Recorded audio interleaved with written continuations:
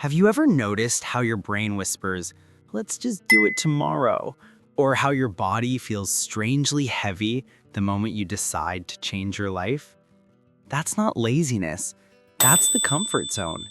It feels safe, predictable, even cozy. But it's really a psychological prison made of fear disguised as peace. Every time you avoid discomfort, the awkward conversation, the uncertain project, the gym, the risk, you add another invisible brick to that cage. And the cruel part is, it doesn't even look like a prison.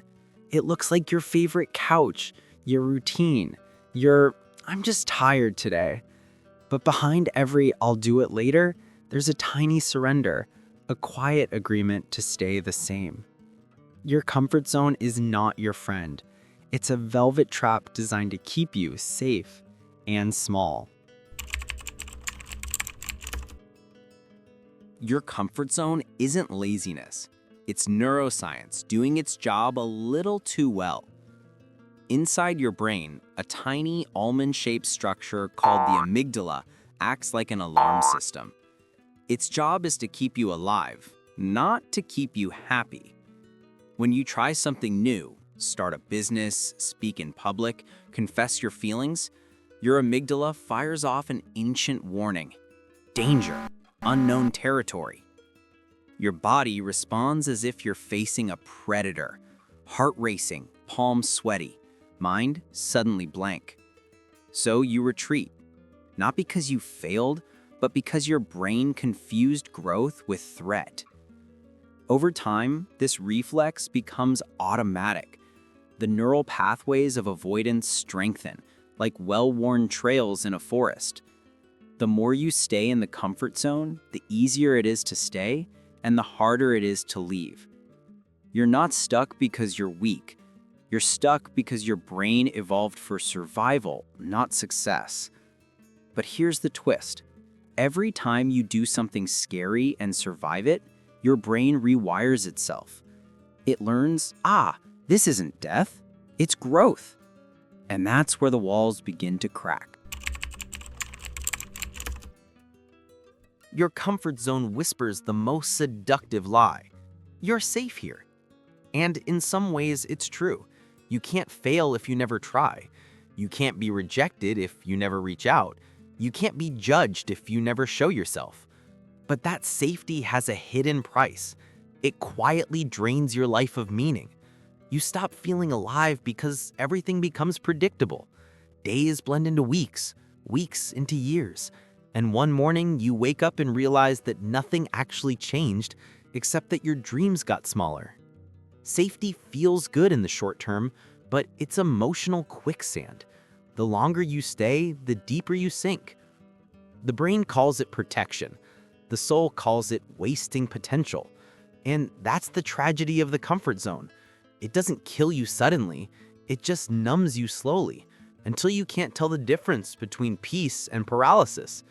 You think you're avoiding pain, but really, you're avoiding life. Growth hurts.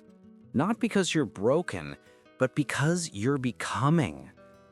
Every meaningful change demands a small death. The death of old habits, old excuses, old identities that once kept you safe. That's why stepping outside your comfort zone feels like tearing something apart, because it is. You're tearing away the version of yourself that settled for less. But pain isn't the enemy. Pain is the sign that something real is happening. Think about it. When you exercise, muscles ache because they're rebuilding stronger fibers. When you learn something new, your brain literally rewires itself, forging new connections. Emotional growth is no different. Discomfort is proof of transformation. It's the bridge between who you are and who you could be. And every time you walk across that bridge, trembling and afraid, the cage behind you rusts a little more. The walls that once felt unbreakable start to crumble, not because you fought them, but because you outgrew them. Growth isn't about becoming fearless. It's about walking forward despite the fear and realizing that the fear was never the real danger. Staying the same was. Escaping your comfort zone isn't about a single dramatic leap. It's about 1,000 tiny rebellions against your own fear. Every time you do something that scares you, even a little, you weaken the walls of your psychological prison. Send the email, speak the truth, ask the question, show up messy, imperfect, alive. The point isn't to feel ready. The point is to act before you do. Because courage isn't the absence of fear.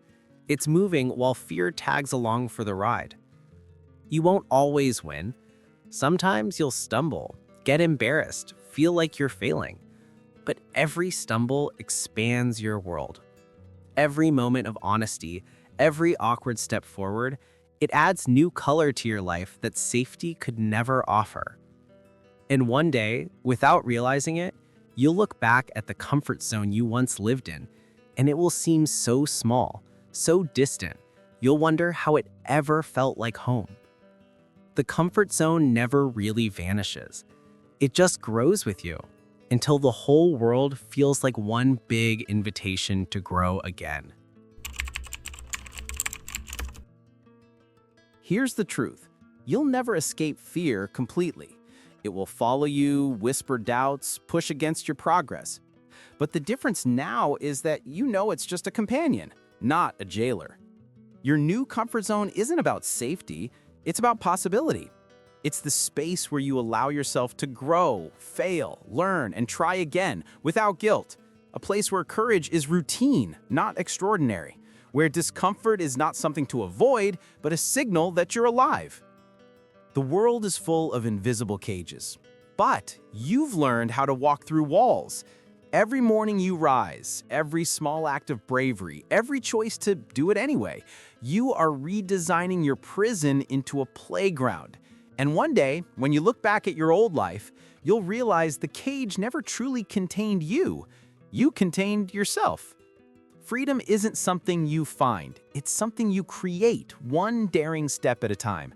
And that is the most beautiful comfort zone of all.